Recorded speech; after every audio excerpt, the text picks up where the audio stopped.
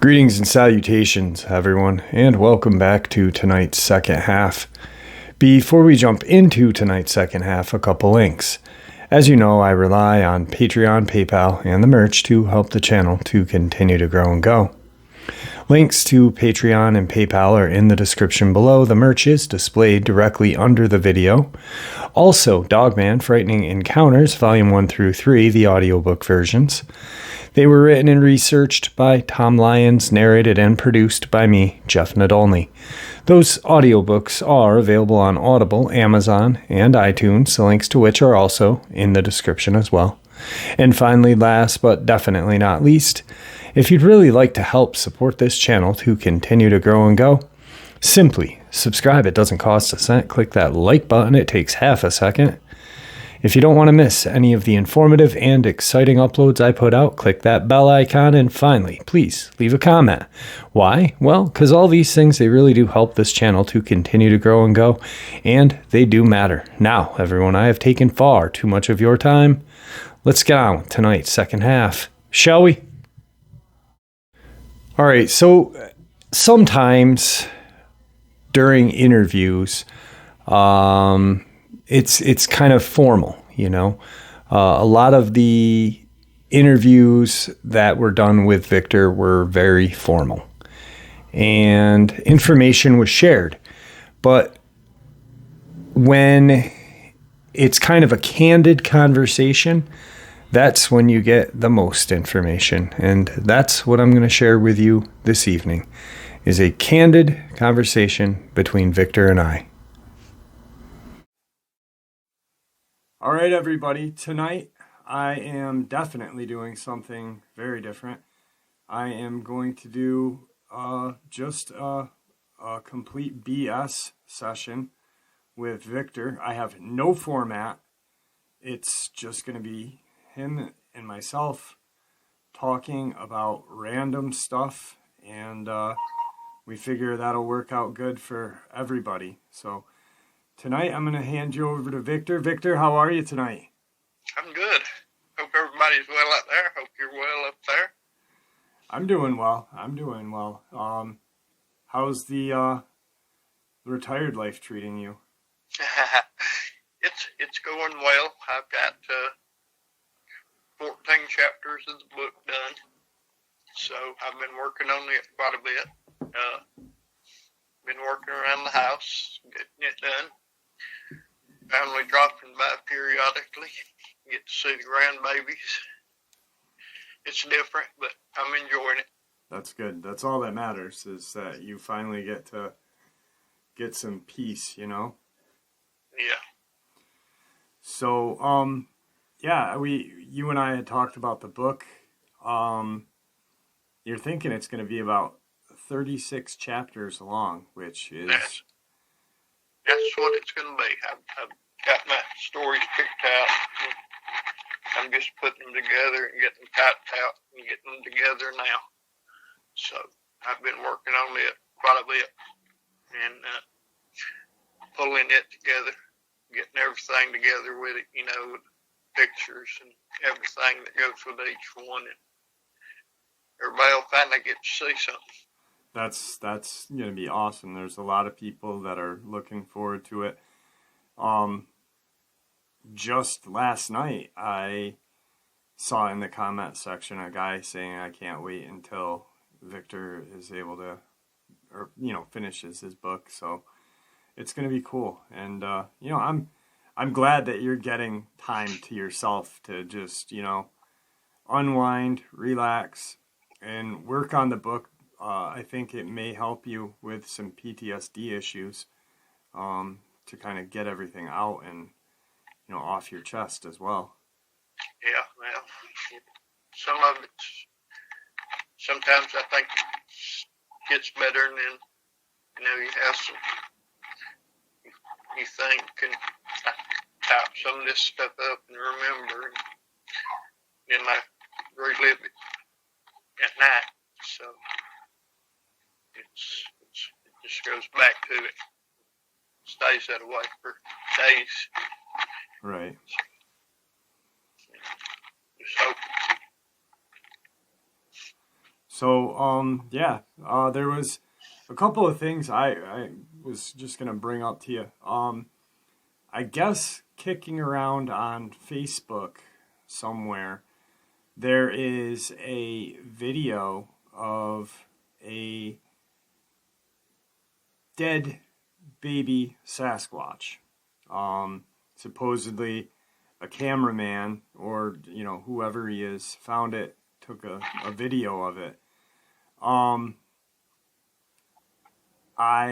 saw it once. To me, I'm saying a hoax because I don't think that a mother Sasquatch would leave her young, even if it was dead. Because, I've seen, there's video of baboon and gorilla and chimpanzees killing or carrying their dead babies until they're almost decayed.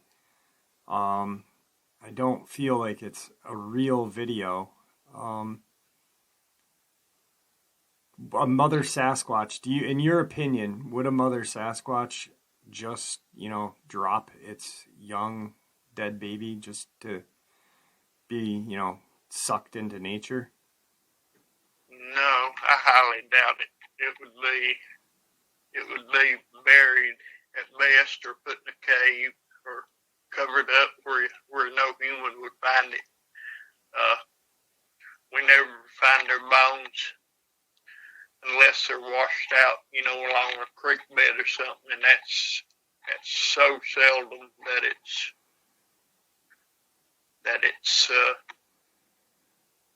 you just never hear of it, hardly ever. Maybe once in a great while somebody will find a bone of one, but it's not very often. I've been out there for, I spent 42 years in the Corps, and I did 37 of it with this unit. And in all that time, I never found the 2 bones that we could confirm Right. was Bigfoot. And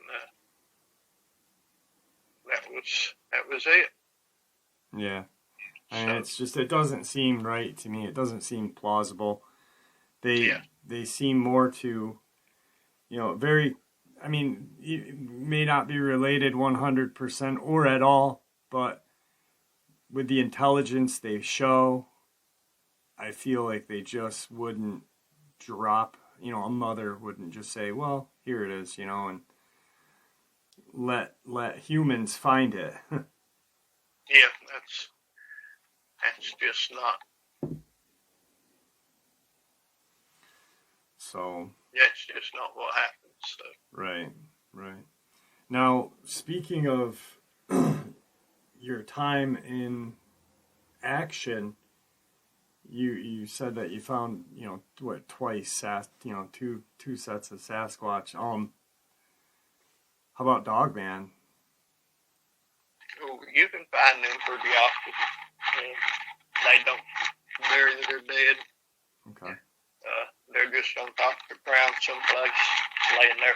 Somebody to find. Animal deprivation, they take its toll on them. After they're dead, things come along, chew them up, carry them off, eat them. So they get gone pretty quickly. Okay. Okay, so you did find the baby pitch that I was talking about. Do you think that in all your years of expertise, is that a baby Sasquatch? No, that's a fake picture. I've seen 2 or 3 live ones in my time, and that's not one. So, yeah, I can promise you wholeheartedly it's not. Well, I don't know if you caught last night's upload that I did. but there was a story that I did in regards to someone finding a baby Dogman, and I don't know if you remember the time that you showed me a picture and what I said when I saw the picture. I remember what you said. And that is exactly, and for everybody who's listening tonight, the upload is from last night's story. And I ironically thought of you as I was talking about it, because the kid, he was on a dirt bike. The trail was all broken up, clay, and there was a cave under this like root system, and he keeps hearing this mewling sound, he called it, and his exact words, and I just thought it was the funniest thing. But these creatures didn't match anything in my head. All I could think was it was some kind of deformed coyote or some horrible mutation. They had tiny legs with clawed feet, pudgy baby arms, stubby fingered paws, thick necks, and puppy-like heads. Toothpick thin tails flapping over their bare butt cheeks. You might think puppies are cute and babies are cute, but something with the features of both gets about as far away from cute as you can imagine. Chubby little piggly ball sacks from hell. And ironically enough, that was the thing that got me, was the god darn hands, because they were just so, and I never, yeah, I'll never forget I said, oh my God, that is the ugliest thing I've ever seen. And you, what? Well, I'm like, yes. You're like, no. Oh, that was funny. I remember that. I most certainly do. I hope that is a picture that you might be able to share in with the book, because, I mean, so people can honestly see that, you know, these things are not as majestic looking when they're babies. No, they're not. The most hideous thing I've ever seen. So, you missed the action? Do I? Yeah. Yeah. Yeah, I got a call Monday. Had a job offer from Texas to be a tracker for the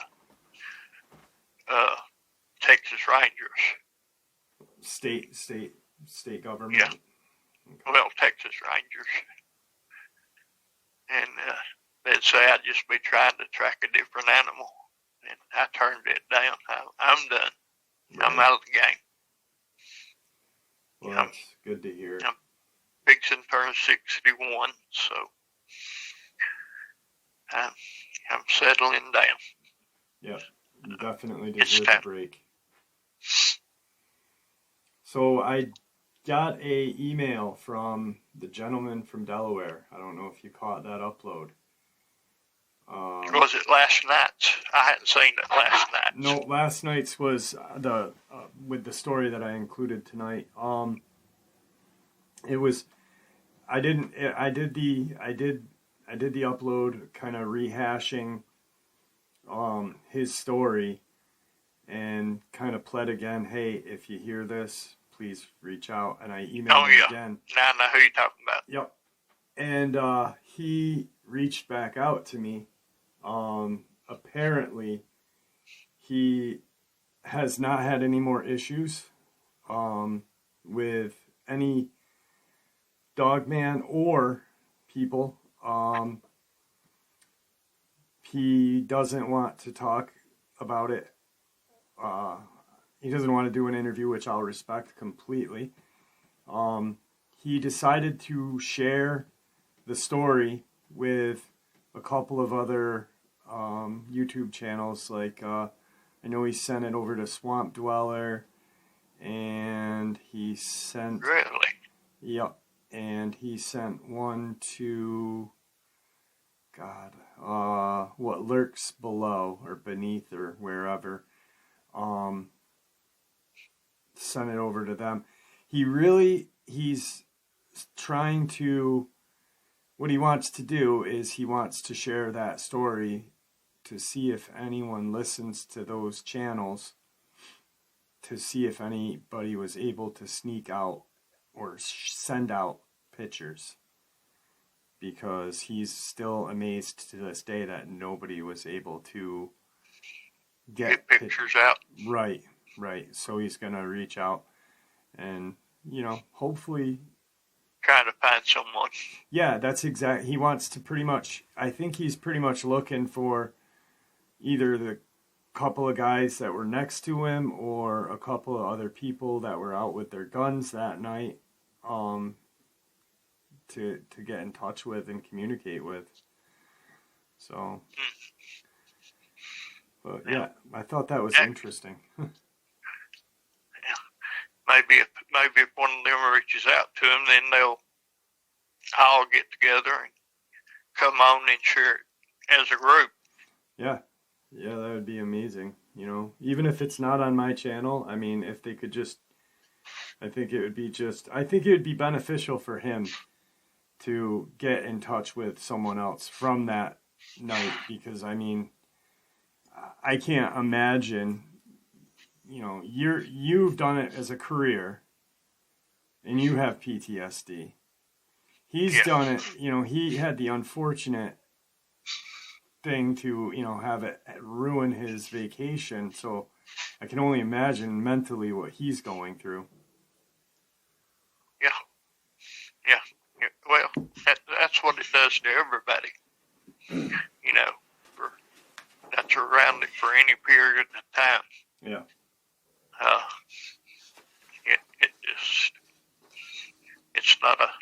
It's not good for you.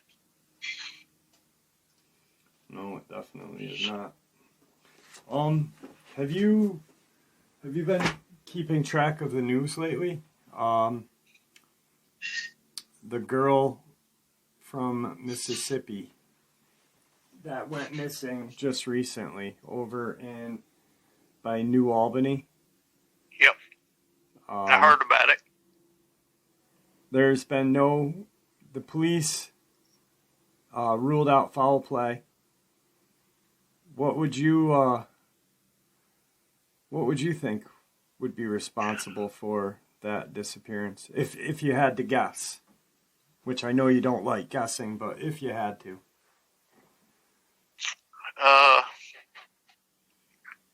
Well, just with what I know of the case, I would say that it's probably Dogman. Just by the details that I've seen, and I've got to see off of my computer that I was able to keep, so I'm privy to a little more inside detail. But I'm going to say it's Dogman, but they ain't even saying an animal. Right, they're not saying anything. I mean, they're not saying anything. They're leaving it. They're not saying any kind of foul play. They're just saying that they think she's walked away and hiding her identity. What's interesting enough is that in a case like this, you'd think, okay, they're going to want to cover it up very quickly, like they're doing now. But they haven't even said, she was on a river. They haven't even mentioned the word drowning, No. And that's, you'd think that would be one of the first things that would be in the paper. So there's a check mark out of it, that's gone. the boyfriend's gone. It's obviously something, and drowning and the boyfriend was not one of them, so.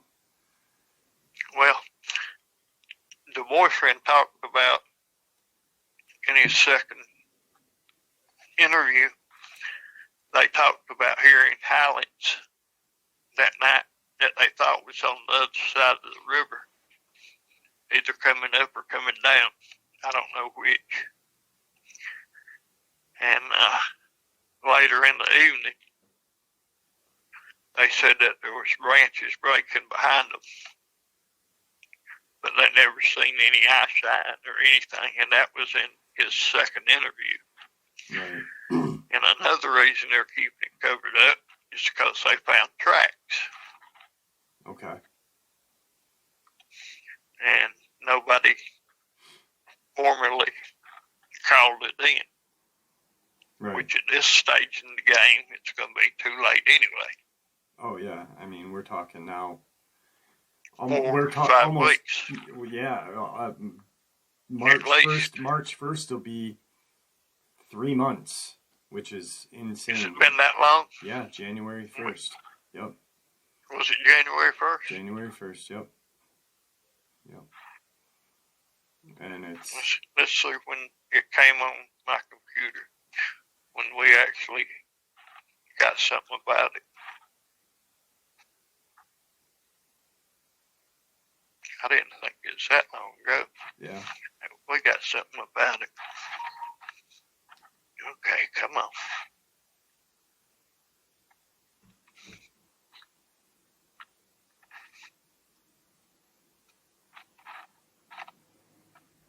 I got 3 computers set up in here now. It was. We didn't get nothing until January the 19th. So. It's like they gave up and said, let's reach out, Well, they actually didn't reach out to us. We just caught wind of it. One of the agents put it in the system for everybody to look at. Yeah, it's a very strange story, and yeah, I mean, automatically, any average person who doesn't think like we do would think, boyfriend, and yeah, drowning or drowned, it was just a very strange thing, and what you just said made a little more sense to me because he didn't notify the agencies for almost nighttime, so he was obviously looking around, so, hearing that sounds he's probably like, oh shit, I gotta get out of here and tell somebody now. Hearing branches break and, howling. Yeah. And it's deep woods, too. I mean, the timeline I've got on it was this took place after dark. I've got that they arrived there at 3 p.m. Yep. And he went to the police at 12:15 p.m. is when he got in touch with them. Or 12:15 a.m. It's just it's definitely strange, And yeah, it's strange. Unfortunately, it's going to get written off. We're not going to hear anything more about it, I don't think. No. I think it's just going to, fall in the cracks. That'll be swept under the rug. Yep. And a young girl, too. I mean, she's not even old enough to live a life, and it's so sad. I feel bad for her mom. Her mom's in limbo, blaming the boyfriend, blaming anybody who she can blame, and I would too. But God, I mean, it's such a sad story. So yeah, there's been 4 this week that I still look at my computer. I guess that's the only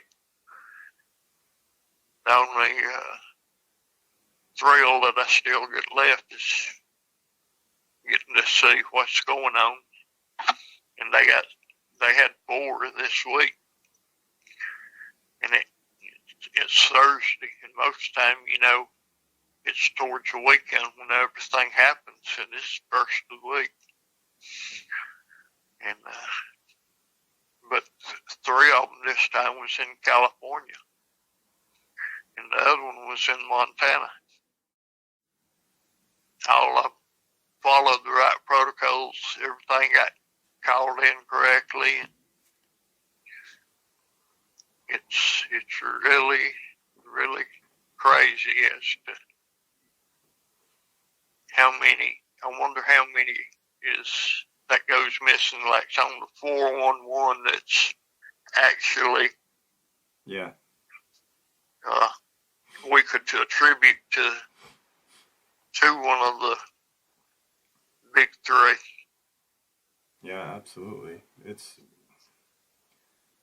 maybe 50%, 60% high percentage, I think. I would think it would be 70 or 80. I don't think it'd be that high. I think it'd be 35-40% would be that would be my guess. Yeah. But I could be, hey, it may be 80%. It may be 90%. Yeah. I'm just thinking. I'm thinking high because of all the, those really strange ones. Where people have been found in a tree or found, 150 feet up a sheer rock cliff, and that's definitely that's unexplainable. So I think anything that has an unexplainable aspect to it, I think that's when the cryptids are involved. They need to look at them at the cryptids at that point. Yeah. Yeah, because all 3 of them can do that. I mean, sheer cliffs ain't nothing. No, definitely not. No. I mean, there was something that I did a couple of days ago. Ironically enough, I was talking about Kentucky and the hell was it? Hang on one second. The werewolf or Dogman of Kentucky, and it had a certain name, and I tried to look something up, and it was so strange because as I'm looking it up, there was all of these different, internet sites that had some sort of news to it. So these internet sites that had news to it, about like the LBL or this and that, and I didn't type in anything other than Dogman in Kentucky or real werewolf of Kentucky or something like that.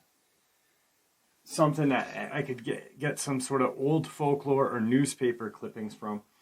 And ironically enough, the little boy that disappeared in 2020, the news article came up for him. And it was very strange that Google kind of made that mistake. Wow. You mentioned that to me earlier. Yeah, when we were talking last time, I think the last time we talked. Yeah.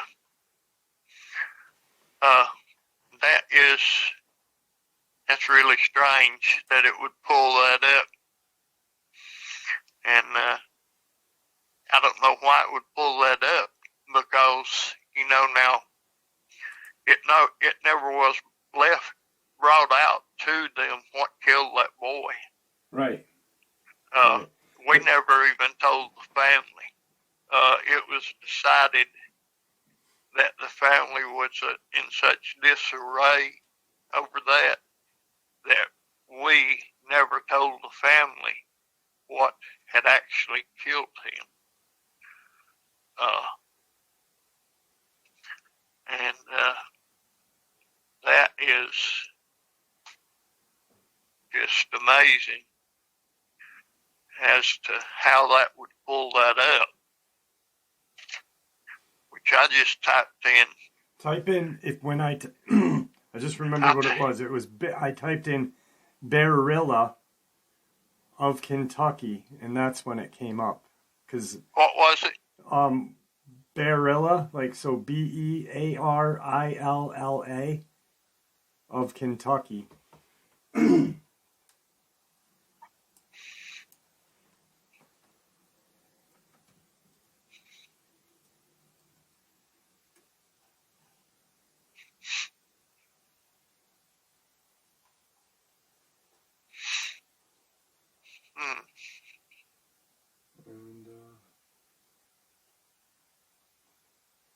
or I typed in the Waddy werewolf or something like that. Hang on.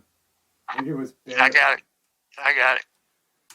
And it was just strange because it was either, I was looking up, I was, talking about different names in Folklore of Kentucky because there's the Waddy werewolf and Barilla. Yep. And, I wanted to see. That's what you typed in. Yeah. The something werewolf. The Waddy. W-A-D-D. Waddy. Yep. W-A-D-D-Y. Yep. Which is, very interesting that, that, and like you said, and I remember the conversation, you said that too, because you were like, that's crazy because we didn't notify anybody that was the cause of that. And yeah, so nobody knows. Nobody. Right. So speaking of sad things, yeah, right there it is. I've got it. I just pulled it up. Under Waddy. Waddy werewolf, yeah. It's very strange. Waddy werewolf. Here it is. Huh. Why would it pull that up?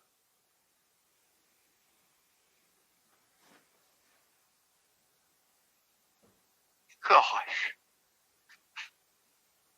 Doesn't make too much sense.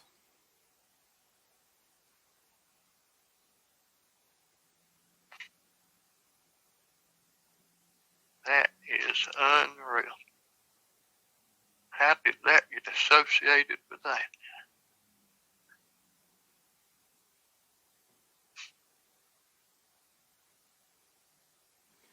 So with the book deal, when you do the book and you get that out, have you thought about maybe doing some, when the world is back to normal, maybe doing some cryptid conventions with your book and kind of sharing the news that way?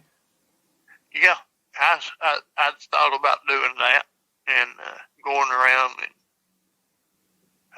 trying to meet some people and do it that way. That would definitely, they've got some pretty wild conventions out your way too, out in just northwest of you, especially on the west coast. Yeah. So you wouldn't at least have to travel too far to. Yeah, that don't matter. Like I said, I got that trip planned for this coming summer. Yep. So. You want to talk about that a little bit? Yeah, you want to tell them about it? Yeah, Victor and I are talking about going to Portlock, which, I think it's going to be a very interesting trip. Oh, it will be. Ironically enough, Victor shared some stuff with me. You never went there during your years of working, right? Never. Now, how did Portlock or Port Chatham, how did that surface come to surface for you when it all came to your? I always heard about it, read about it, all my adult life, and just thought that at some point in time that I would get to go there, and I never did. And I figured there would be something come up that a fisherman or something, a hunter or something would happen, and I would get to go to that location, and never did. Fishermen say that they don't go on land there, that they'll go into the bay, but they won't go on land. And have to get permission. You have to get permission from tribesmen to go in there now. If you're going to go get out of a boat and stay there, you have to get permission to stay. And it took some convincing to do that. But, come either July or August, I'm going to be there. Yeah, I think that's going to be very interesting. And you yourself, we were talking, because I had said that about the, I found it interesting that the postman had been the last guy there by himself. And apparently just a portion of the cannery is what remains out there. Yeah, that one barn. And everything else is gone.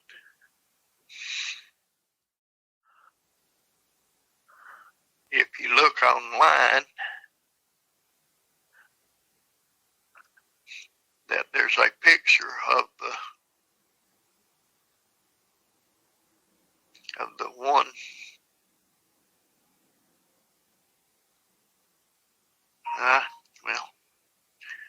it's a ghost town. Yeah, it's I tried to satellite it.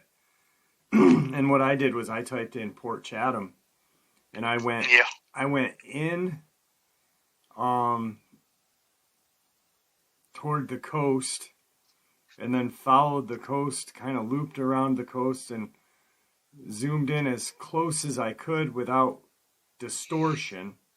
Yeah. And you couldn't see anything. I mean, it's just like you said, nature has reclaimed that town. That whole thing. Yep. Except they say there's one barn left and part of the cannery. And one barn is right on for some odd reason, it's right on the inlet where you go in.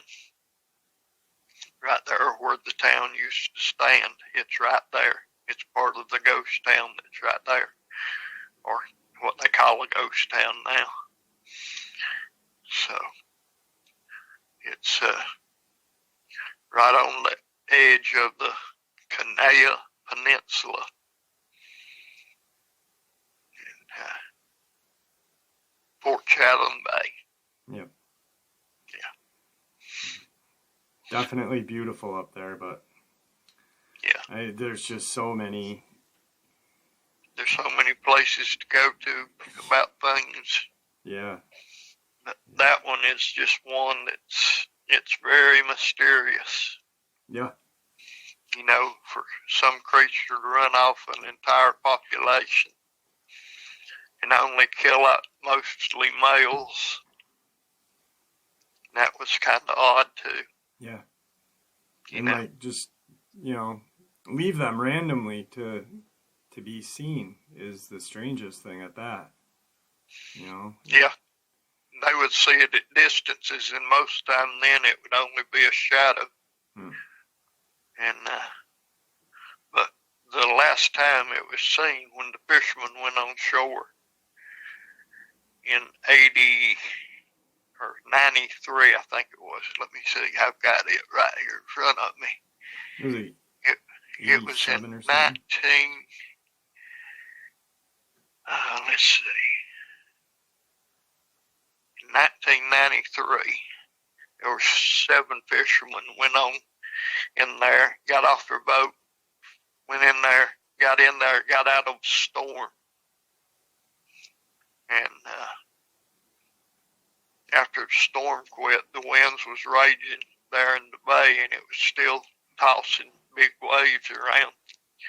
They didn't want to go back out there, but after they seen what was walking around that barn that is in, and was looking at it through the cracks in the boards, and it was getting clear eye shot of it and could see it. They didn't have nothing to defend themselves with.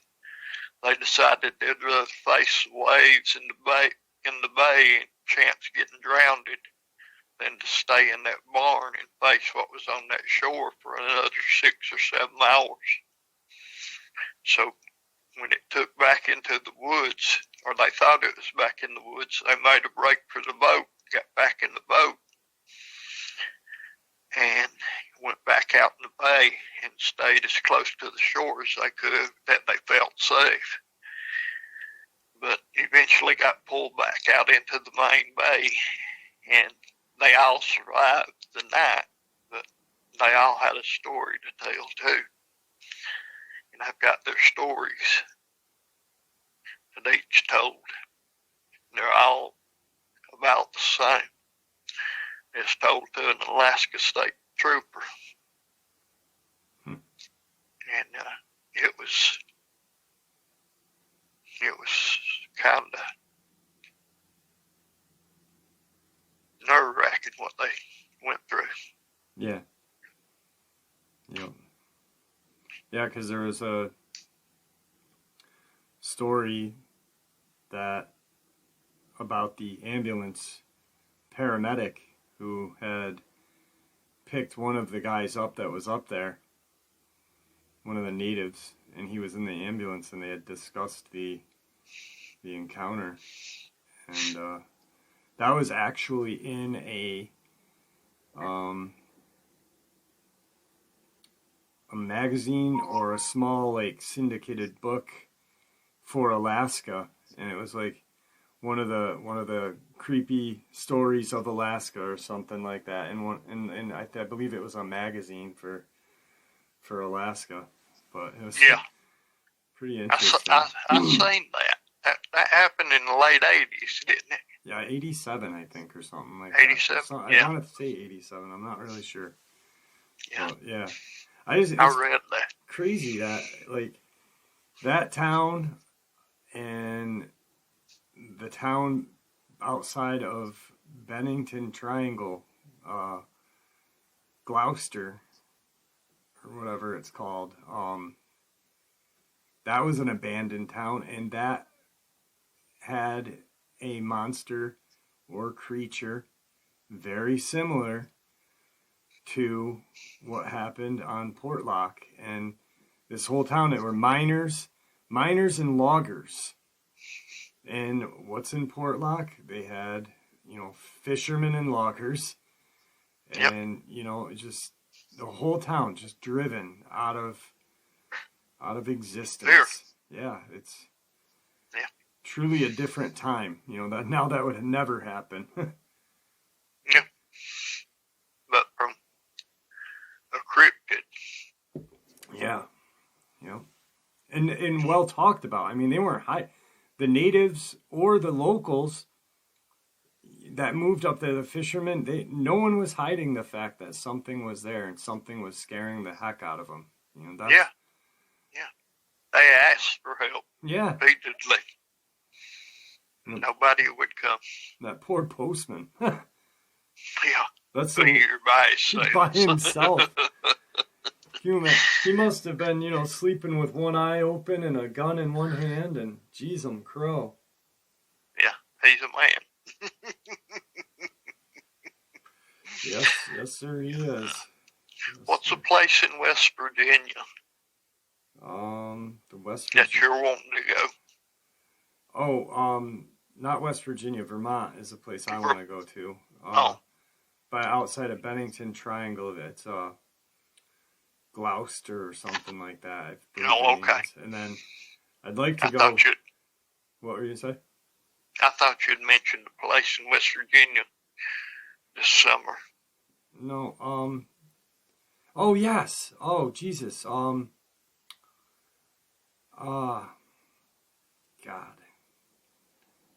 My brain just went completely blank. There's a cave system out there that I want to check out. That's right. Hang on, I got it written down somewhere. Give me a second. But yeah, I have 2 subscribers who have spoken about that. Give me 1 second and I'll tell you.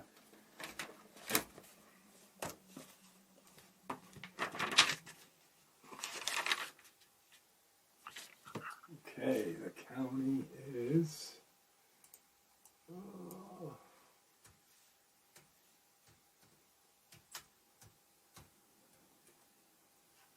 and of course, and it's Virginia, but hang on 1 second, and I'll have it. There's a small town, but the county is Tazewell County, Virginia. Yeah, is where that's it, Tazewell County. You've got numerous encounters coming out there, left and right. I mean, we've got that's in Virginia. DJs from Tazewell County. Just had another subscriber come on in Tazewell. Ironically enough, female, the subscriber had remained anonymous and didn't speak, we didn't say the county, and he remained anonymous. A female subscriber had heard the story and she guessed it. She said, "Is this Tazewell?" Right? And it's just something in that area is there's a hot spot. There's a cave system where an old timer, someone's great grandfather, so we're talking 100 years ago, described a upright bipedal fox. That's what the head to him looked like, was a fox, 100 years ago. So definitely a place that I want to check out. I'd love to I think it's on 460, Route 460 is where that cave system is. Yep. Just some very interesting stuff that, and I'm, just having this channel, I've learned about so many different creepy towns. I didn't tell you, I don't know if I told you this.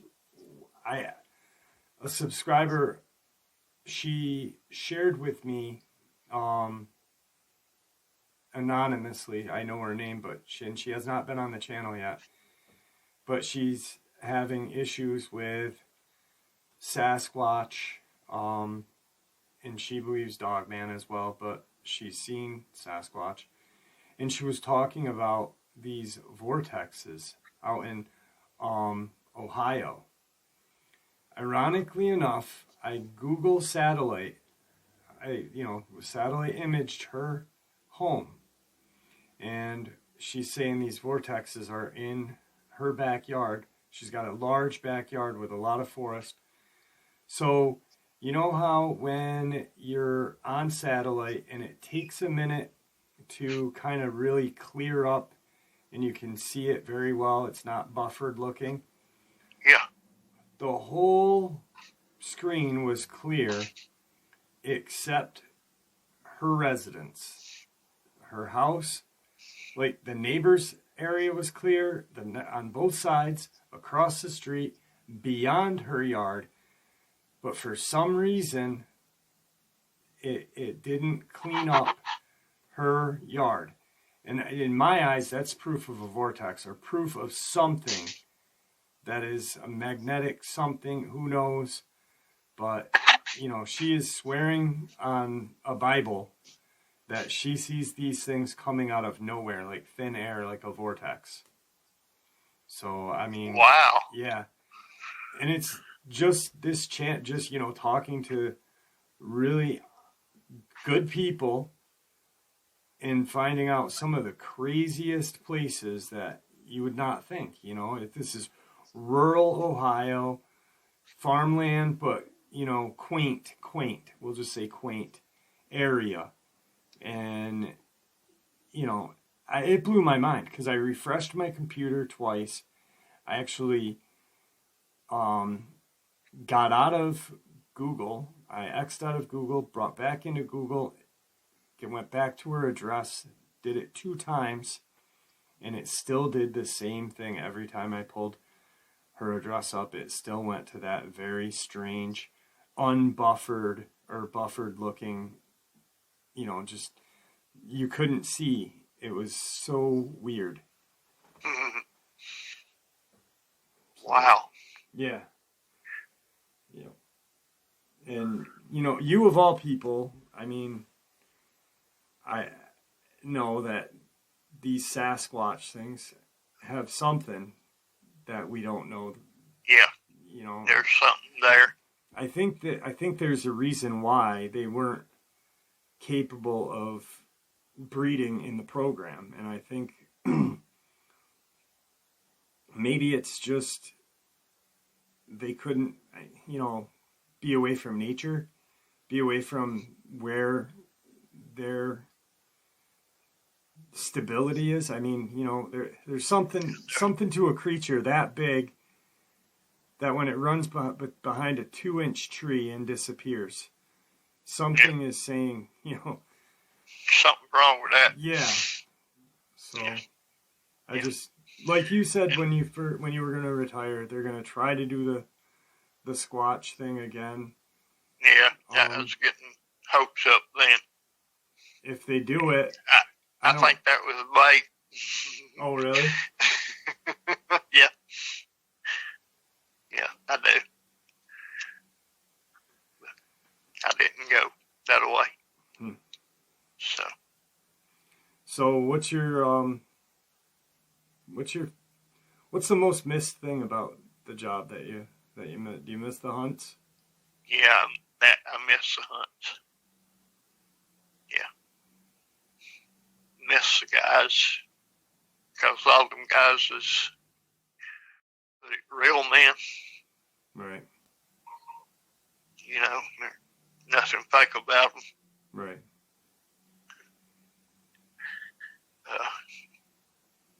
There's not a whole lot of them in the world.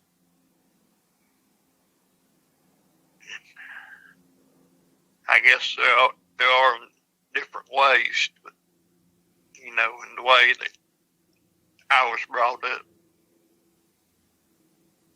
I'd say. Right. You know, my learning, my discipline. Yeah, well, it's a different type of man or person. Yeah. Not even man, just person. They can do it. Yeah. Yeah, they can do that. Yeah. And they have to be someone completely.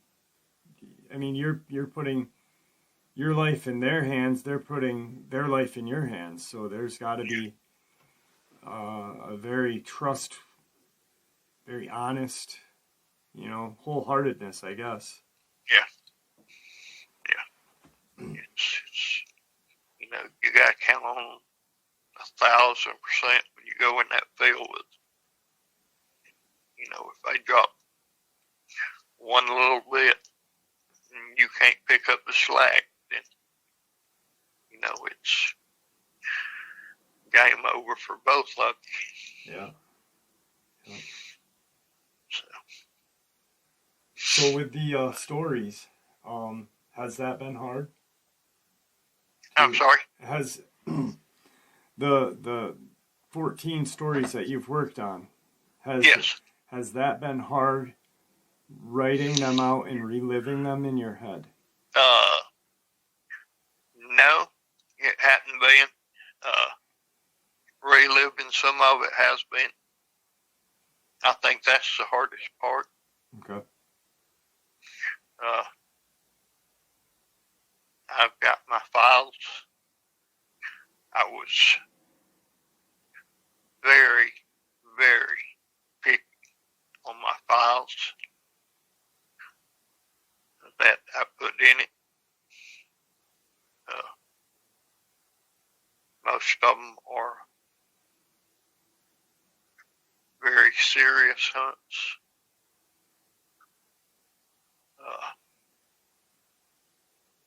Nothing that's, you know,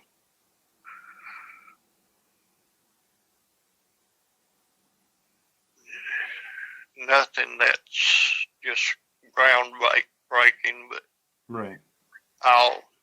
You'll get your fingernails shorter. I'm sure. And then with pictures included, which is going to be amazing. Yeah, that's going to be the part that sets it apart from everything. Yeah.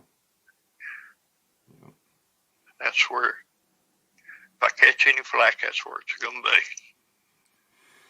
be. Yeah, well, you know, I mean, it's on them. I mean, they were the ones that let you keep your computer. Just saying. Yeah. So. Well, that computer I got them, it was my personal. It had all the content. iCloud. Okay. So, I've got some that, some of the older folders for Polaroids and stuff like that, but they've been scanned and uploaded. Right. You ever catch yourself on let's say you're going to the grocery store or something. You ever catch yourself looking in the woods? Just kind of all the time. Have you seen anything? Well, you know what happened at the house. Minus that. Okay. One. Really? Yeah, that's all. Dogman, Sasquatch, werewolf? Dogman. Yeah. Just random through? Yep, going through. You could tell he was traveling. Yeah. He didn't want to be seen, but he was. Did he cut in front of you, or just out of the corner of your eye in the woods? He had already crossed the road, but okay. It went down into where there's a little stream, and it came up, and there was about 200 yards of just almost like wheat, but it wasn't but about 18 inches high. Uh-huh. And it was running across it. He liked about 30 yards getting across it. And I just happened to be looking that way, see if I seen any elk or mule deer. I seen him. He was sprinting it. He was wide open. I seen him for maybe 4 or 5 seconds. That's all. Right. I wouldn't never been able to get a shot off at him. He was too fast. He was moving. Yeah, he was going. He had it wound up. That's funny. But I don't think that I was getting too many nicks and bruises towards the end. And I know it for myself. I can be sitting at the table or something, and I can look down at my arms, and I can see what's happened in the last 2 years versus what had happened in all the years before. And that tells me that I was getting slower. Right. And so I got out at a good time. All right, guys. So obviously, this conversation was an older conversation. It's about 2 years old, to be honest with you. And the book did not obviously take place. I'm working on it as we speak, actually. And Victor did not end up leaving the agency. He is not what he used to be, obviously, when in his younger years. And I think this candid conversation really shows that. He really does state, hey, I'm getting older. I can't do the things I used to be able to do. Aging sucks, as we all know. I'll be 47 this year, and I still sometimes feel like I'm in my 20s, but then I go to try and do something, and it really, that 47 years of living really, takes it out of me. But anyway, some great information and a really cool conversation. I hope you guys enjoyed it as much as I did. I'd like to thank you all for all your support, and with that, please, everyone, stay safe, happy, and healthy. And God bless you all.